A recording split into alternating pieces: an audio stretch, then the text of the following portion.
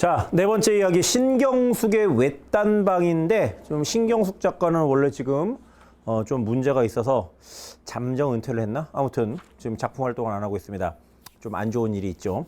궁금하신 분들은 네이버에서 한번 찾아보시기 바랍니다. 여튼 지문하고 문제 조합이 괜찮아서 그냥 논란의 여지가 있지만 그냥 선생님이 여기다가 실어 놓았습니다. 우리는 공부만 잘하면 되는 것이니까.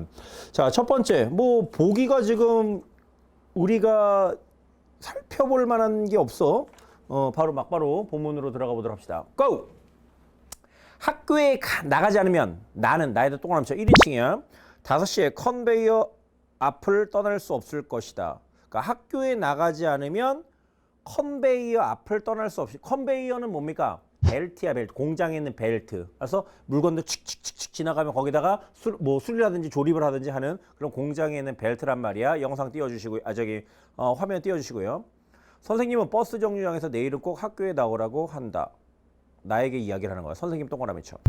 그럼 나와 선생님 사이에 뭔가 얘기가 있는 것 같죠? 그래서 선생님의 말이 나옵니다. 우선 학교에 나와서 얘기하자. 버스에 올라탄 선생님이 나를 향해 손을 흔든다. 매우 친절하거나 아니면은 나에게 매우 애착을 갖고 있는 선생님인 것 같아요. 선생님의 손 뒤로 공장 굴뚝이 울뚝울뚝하다. 우리는 뭘 느낄 수 있니? 선생님이 내가 다니는 공장까지 찾아왔었던 것 같아. 그러면은 나라고 하는 인물은 공장에 다니며 동시에 학교에 다니는 그러한 아이라고 볼 수가 있겠지. 이해됐습니까? 어떻게 그게 가능합니까? 한번 봅시다. 처음으로 공장 속에서 사람들을 만난 것 같다. 버스가 떠난 자리에 17의 나 우두커니 서 있다. 선생님의 손길이 남아있는 내 어깨를 내 손으로 만져보며, 이때 여러분들이 좀 주목해야 되는 것이 우두커니 서 있다야. 밑줄 쳐봐. 17의 나라고 하는 것을 보면은 과거 회상형으로 이 소설이 진행되는 것을 알 수 있어. 맞지? 자, 그런데 우두커니 서 있다. 요거는 현재형으로 표현되니 과거형으로 표현되니? 그렇죠. 현재형이죠. 그러면은 이거는 회상의 방식으로 진행되는 소설임에도 불구하고 현재형으로 진행되고 있다라고 하는 것은 그때 당시에 뭔가의 생동감, 생생함, 이런 것들을 드러내기 위함일 것이다. 감이 옵니까? 이런 것들 잘 체크하시기 바랍니다. 다음 날 교무실로 나를 부른 선생님은 내게 반성문을 써오라고 한다. 반성문은 웬일일까? 하고 싶은 말 다 써서 사흘 후에 가져와. 사흘은 3일입니다. 3일 시간을 주고요. 그 다음날 갖고 와. 라고 이야기를 합니다. 반성문을 쓰기 위해 학교와 문방구에서 대학 노트를 한 권 산다. 계속 지금 현재형으로 진행되고 있습니다. 지난날 노조 지부장에게 동그라미 쳐. 노조 지부장. 이 공장에는요. 노조가 있었나 봐. 노조가 뭡니까? 노동자들의 권익을 대표하는 집단이죠. 그 회사 안에서. 그 지부장에게 거기서 이제 간부인가 봐. 왜 외사촌과 내가 학교에 가야만 하는가를 뭐라고 적었듯이 이제 선생님에게 학교 가기 싫은 이유를 뭐라고 적는데 어느 참에서 마음속의 이야기들이 왈칵 쏟아져 나온다. 그러니까는 여기서 여러분들이 팩트 체크를 잘 해봐봐. 먼저 첫 번째, 나는 얼마 전에 대학 노트를 이용해서 노조 지부장에게 자기의 이야기를 한 적이 있어. 두 번째, 선생님한테 지금 쓰라고 선생님이 나에게 요구한 건 뭐야? 반성문이죠. 반성문을 쓰다가 내 마음속에 있는 이야기들이 막 흘러나오기 시작하는 것이야. 됐어요? 17의 나 쓴다.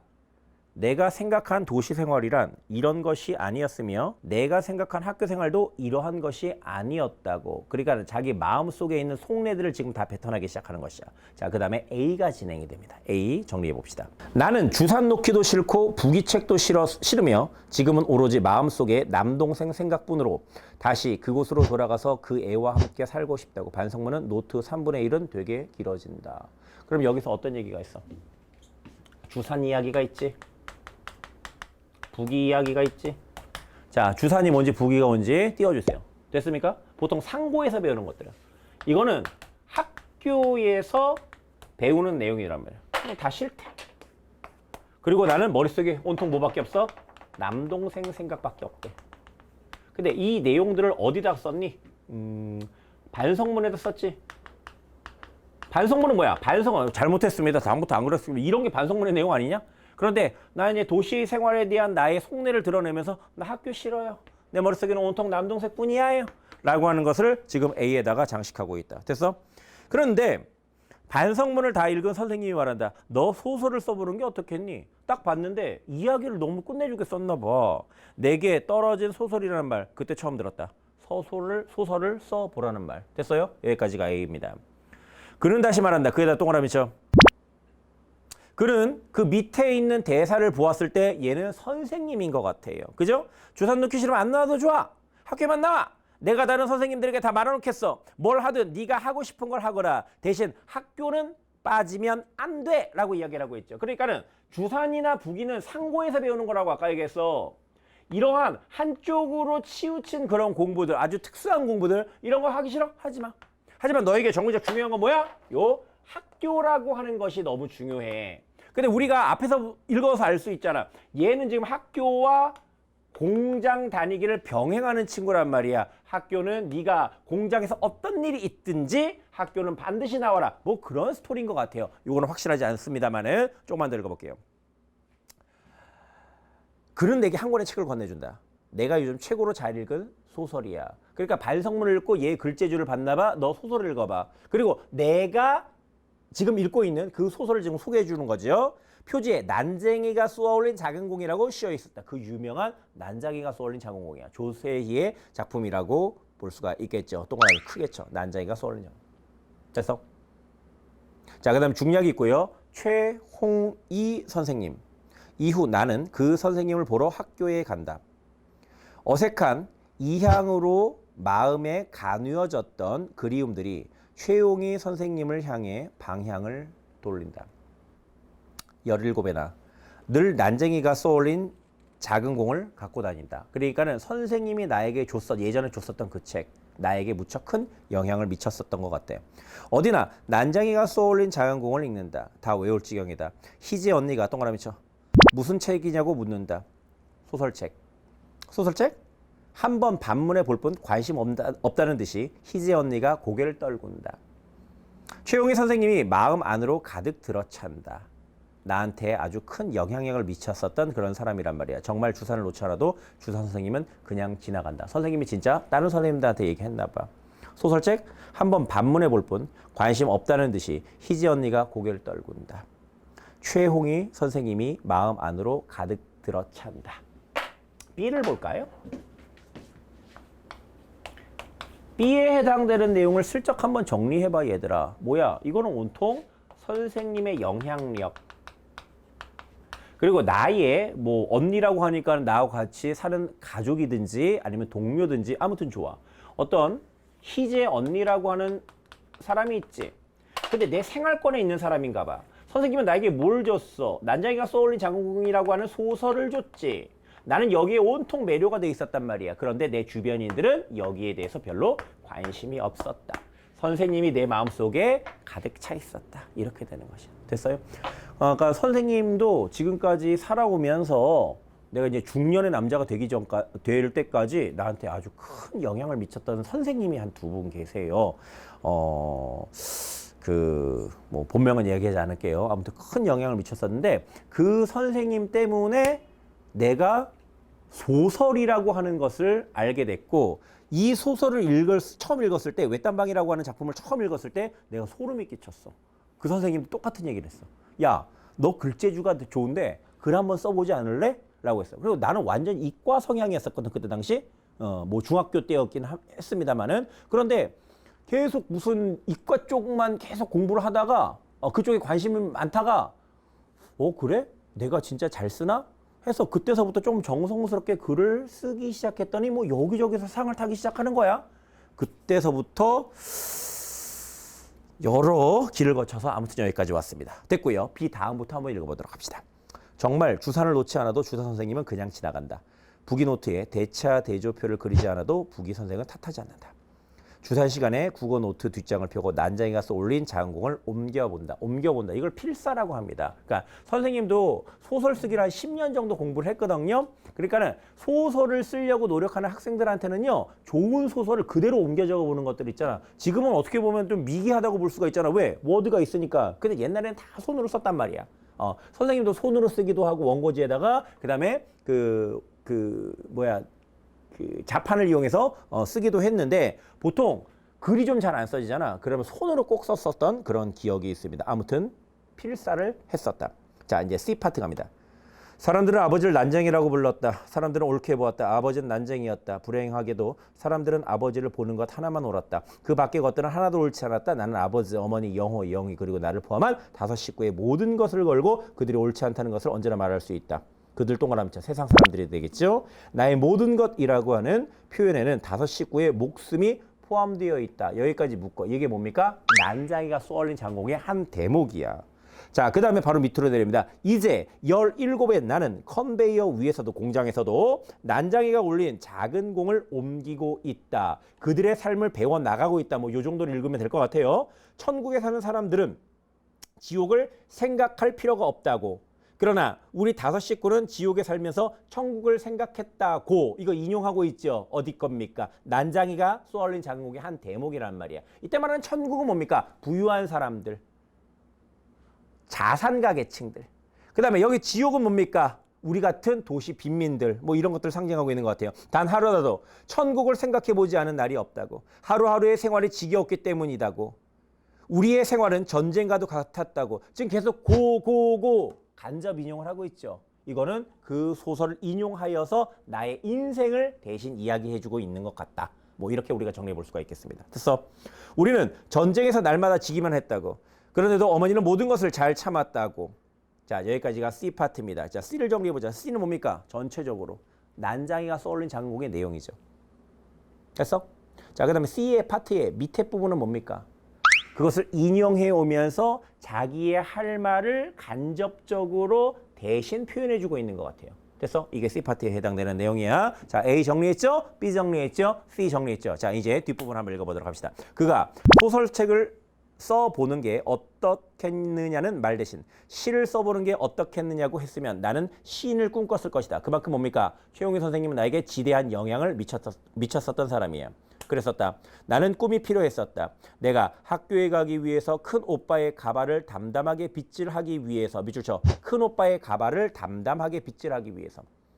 이거는 앞뒤를 봐도 내용이 부연 설명이 안 돼 있지요. 큰 오빠의 가발은요. 오빠가 이런 얘기 하는 게 도움이 될까마는 아무튼 대학생으로 속여가지고서는 학원에서 강의를 했단 말이야. 그래서 까까머리가 그 빡빡머리가 썼던 그 가발이야. 오빠를 위해서 빗질하기 위해서. 아무튼 가정을 위해서 뭔가의 노동을 한 거야. 공장 굴뚝의 연기를 참아낼 수 있기 위해서. 살아가기 위해서 뭘 했어? 전체적으로 뭐가 필요했다? 꿈이 필요했다. 그러니까는 내가 굉장히 지금 고단한 삶을 살고 있는데 나는 꿈 때문에 이러한 삶들을 다 이겨내고 있었다. 요렇게 여러분들이 읽으면 될 것 같아요. 소설은 그렇게 4개로 왔다. 그럼 소설에도 동그라미 쳐. 되게 중요하죠? 소설은 뭡니까? 물론 다른 사람이 나에게 이식시켜줬던 내용이긴 합니다만 소설은 바로 나에게 꿈이나 마찬가지. 그죠? 나의 인생을 지탱해주던 힘이야. 12월 중순이 지날 때까지 나는 한경신 선생님이 보낸 편지를 가방에 넣고 다녔다. 아까 그 선생님 아니죠? 아까 그 선생님 초행웅이 선생님이었잖아. 여기 다시 동그라미 쳐. 한경신 선생님이야. 가끔 편지를 꺼내 전화는 오후 5시 30분 이후부터 9시까지 하실 수 있습니다. 라는 대목을 읽어보곤 했다. 842에 땡땡땡땡 전화번호인가 봐. 몇 번 편지를 꺼내 읽고 다시 넣고 하는 사이에 지금 내적 갈등하고 있죠. 전화를 할까 말까? 나도 모르게 전화번호를 다 외우고 있었다. 그러나 나는 끝내 전화하지 못했다.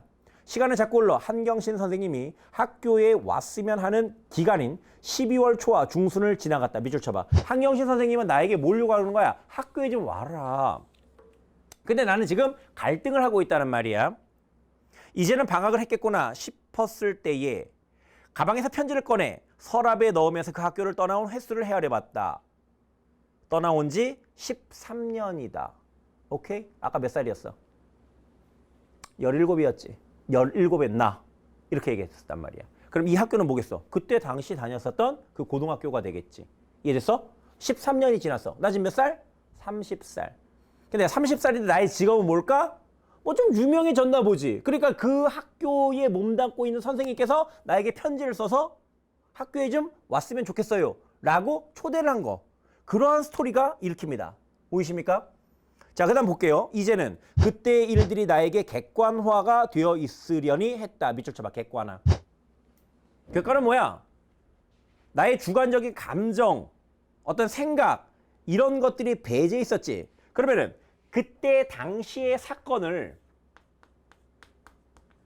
객관화했다라고 하는 것은 지금 시간이 흘러서 한 발 떨어져서 그때 당시에 있었던 일들을 좀 더 객관적으로 바라볼 수 있는 힘이 생겼다. 뭐 이런 이야기인 것 같아요. 됐냐? 자, 이제 뒤로 갑니다. 글을 쓰기로 마음을 먹었을 땐 나는 그 시절을 다 극복한 것도 같았다. 그래서 그 시절에 대해서 할 수 있는 한 자세히 써보기로 했다. 밑줄 쳐. 그때 당시를 자세히 써보기로 한 거야. 그때의 기억을 복원시켜 내 말문을 튀어보고 내 인생의 폐문 앞에서, 닫힌 문 앞에서 끊겨버린 내 발자국을 연결시켜 주어 보기로. 그때 당시 힘들었었나 봐. 17 당시에. 그지? 근데 지금 몇 년이 지났어? 플러스 13년이 지났단 말이야. 그래서 지금 그때 당시에 끊겼었던 나의 어떤 이야기들, 이런 것들을 다시 복원시켜서 소설로 만들어 보겠다고 나는 생각하고 다짐한다. 이렇게 되겠지. 자, 그러면은 전체적으로 지금 13년이 지난 나의 직업은 뭐가 되겠습니까? 바로 소설가가 되겠죠. 그때 당시 나는 뭐 했어? 공장을 다니는 학생이었었단 말이야.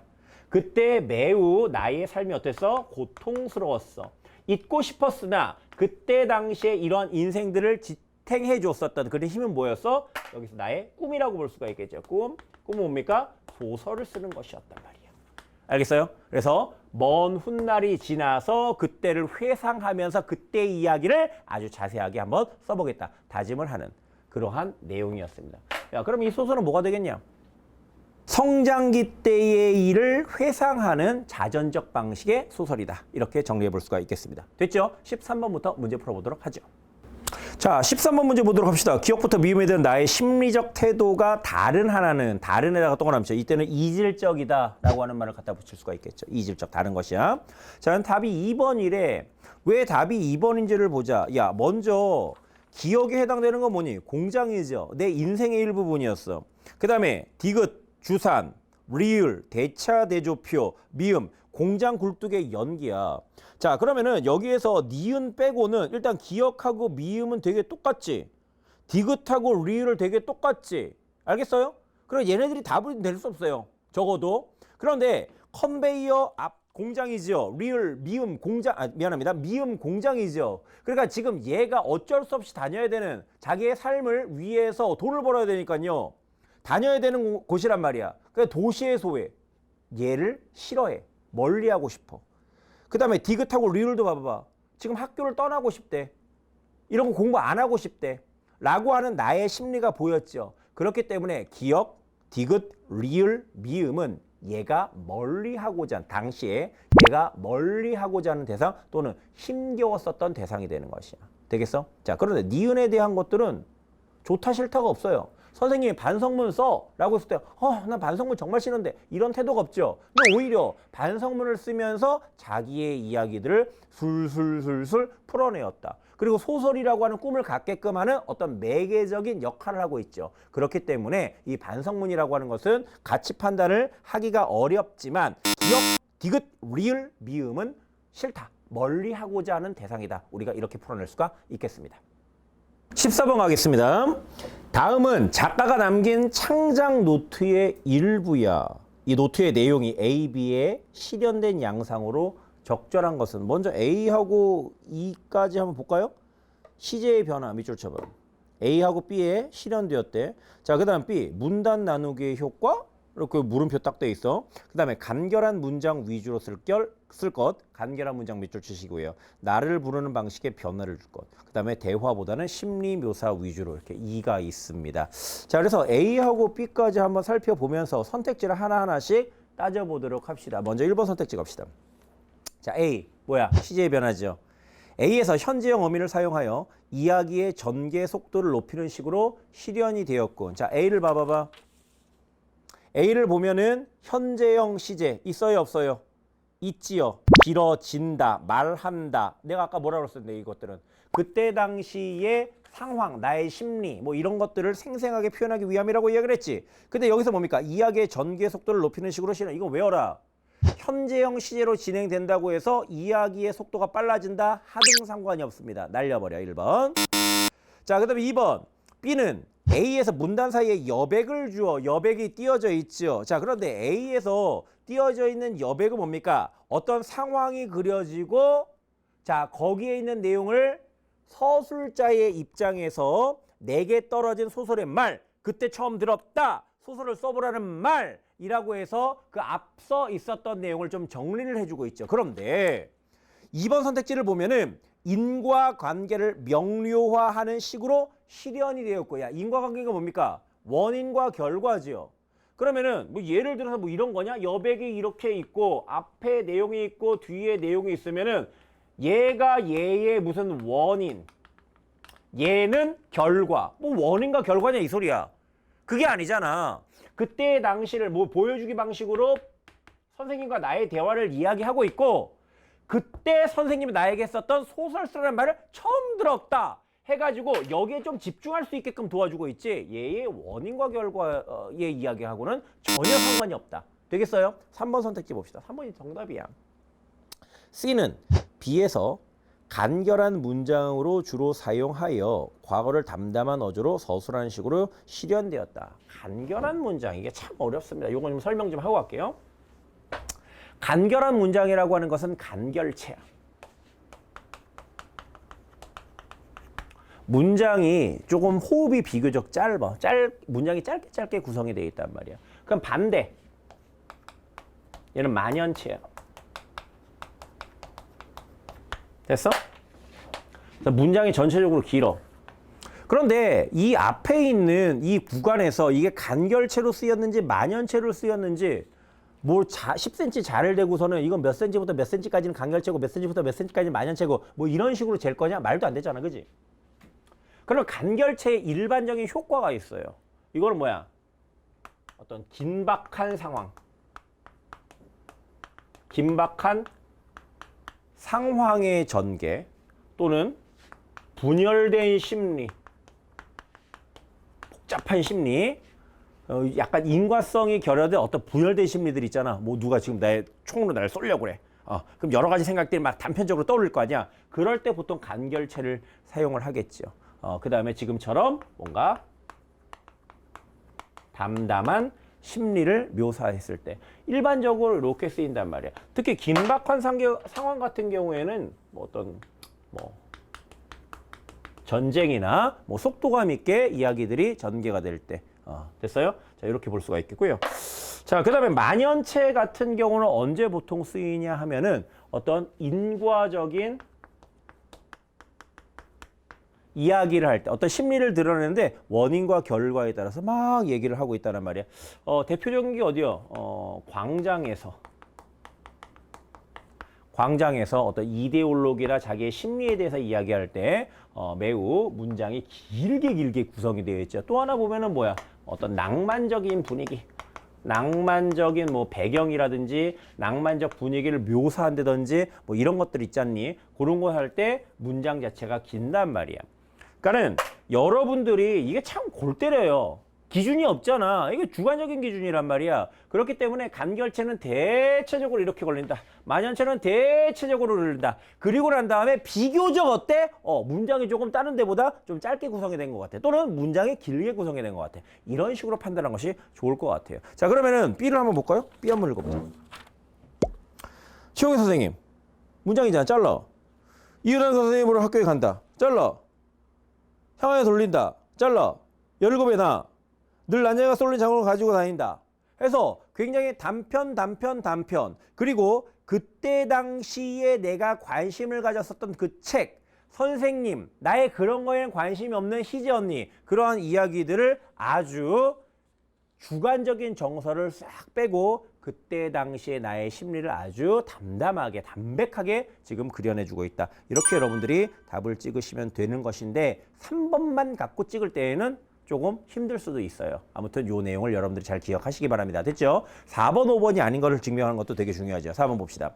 D는 B에서 서술자가 스스로를 가리키는 방식을 달리하여 내적 부전을 강조하는 식으로 실현되었군 했어. 자, 그런데 여기서 보면은 나 말고 뭐가 있냐? 17의 나. 뭐 이거밖에 없잖아. 근데 이것은 내적 분열을 강조한다라기보다는 그때 당시에 나의 처지, 나의 심리를 두드러지게 표현하기 위함이다. 이렇게 본다면 4번 개소리가 되겠죠. 자, 5번 봅시다. 이는 B에서 대화를 최소화하여 사건의 긴장감을 고조하는 식으로 실현되었군 했어요. 자, 그런데 B를 보면은 대화가 누구하고의 대화만 있냐? 희재 언니하고의 대화만 있지. 소설책 이거밖에 없어. 다른 것들은 다 어때? 서술자의 목소리에 담았지. 큰 따옴표라고 하는 것은 소설책 말고는 찾아볼 수가 없어. 오케이? 그러니까는 이거는 대화를 최소화한 것은 맞습니다. 자, 그런데 사건의 긴장감을 고조하는 식으로 실현되었건, 자, 사건의 긴장감? 난 지금 소설책을 보고 있어. 그 말 한마디로 희지 언니와 나 사이에 뭔가 어떤 갈등이라든지 아무튼 사건의 긴장감이 올라가고 있니? 긴장감하고는 전혀 상관이 없죠. 그래서 대화를 최소화하면서 나의 심리를, 소설에 대한 나의 생각, 이런 것들을 오히려 옹골차게 제대로 그려내어주고 있다. 이렇게 판단하는 것이 더 맞는 것 같습니다. 그래서 문제가 좀 까다로웠어요. 그래서 3번의 간결체와 만연체를 여러분들이 정확하게 이해하시면서 위에 있는 내용에 한번 적용해 보셨으면 좋겠습니다. 자, 15번 보도록 할게요. 15번 마지막 그 C에 대한 설명으로 적절하지 않은 것은 했습니다. C, 이거 아까 뭐였어? 난장이가 쏠린 자궁공이고 나의 인생의 문장 하나하나씩 인용하여 갖고 지금 대입을 해보고 있죠. 자, 1번 봅니다. 나의 고단한 생활을 간접적으로 보여준다. 자, 2단 있었죠? 어디 있습니까? 밑에 두 번째 단에 있죠. 오케이? 자, 2번 갑니다. 나가 소설 쓰기를 배워가는 과정을 보여준다. 뭐 한다고 그랬어? 지금 받아 적으면서 위에는 난장이가 쏠린 난장이가 쏘올린 자궁고 전문이 나오고 그 다음에 그것을 하나하나씩 인용해서 나의 인생에 대입해보고 있다. 2번 오케이. 3번 나가 창작의 어려움을 깨달아가는 모습을 보여준다. 옛날에 신경숙 씨가 그런 이야기를 한 적은 있어요. 소설을 쓰는 것은 바늘로 자기의 살갗을 뜯어내어 가지고서는 그 피로 한 땀 한 땀 쓰는 것 같은 그런 엄청난 고통이 따른다 라고 이야기를 했는데, 여기에서는 창작의 어려움을 깨달아가는, 창작의 어려움도 여기서 안 나왔고 그 다음에 그것을 깨달아가는 모습도 나오지는 않았다. 3번 check it out. 4번 봅시다. 나가 소설을 옮겨 적으며 스스로 위안하는 모습을 보여준다 라고 했어요. 위안에다 밑줄 쳐봐. 자, 그런데 여기 내용이 어디 있습니까? 뭐 나는 꿈이 필요했다, 뭐 살아가기 위해서라든지 소설은 그렇게 내게로 왔다 라고 하는 본문을 보면은 여러분들이 4번 선택지를 4번 선택지에 대해서 동의할 수 있을 것 같아요. 5번 봅니다. 나가 난쟁이가 쏘올린 작은 공, 이건 책 이름이죠. 에 대해 보이는 애착을 구체적인 장면으로 보여준다 라고 이야기를 했어요. 그래서 지금 컨베이어 벨트 위에서도 이 책을 옮겨 쓸 만큼 지금 애착을 갖고 있다. 이렇게 판단해 볼 수가 있겠네. 그래서 답은 3번 되겠습니다. 자, 마지막으로 16번 살펴보도록 할게요. D는 작품 창작의 동기를 작품에 직접 드러내고 있다. 이게 좀 옛날 문제여서 그런지 16번처럼 좀 유치한 문제가 있어요. 보기에서 D와 성격이 유사한 것을 했네요. 그럼 D를 보자. D는 뭡니까? 내가 왜 작품 창작을 하게 됐는지, 그야말로 동기가 나왔죠. 그러니까 D의 핵심은 동기야, 동기. 그럼 여기에서 무언가의 동기가 있는 걸 찾으면 돼. 양주 별산대 놀이가 있는데 목중이가 나서 이야기합니다. 오랜만에 나왔으니 예전에 하던 소리나 한번 해보자. 우와! 그러니까 노래를 부르는 거야. 한번 놀아보자. 그랬더니 음중이가 뒤에서 달려 나와 탁 치며 야 이놈아 하면서 목중이를 부르고 있어요. 근데 목중이 이게 웬일이냐, 어느 광대놈이 나오자마자 사람부터 쳐, 우리가 시작하자마자 왜 사람부터 때리냐, 뭐 이렇게 얘기를 하고 있어요. 그랬더니 2번 봅시다. 송아지 풀 뜯어먹고 울 듯이 어우 하면서 나왔다니 거 무슨 말이야, 네가 아까 했었던 으어 이거 무슨 말이야 라고 물어보고 있죠.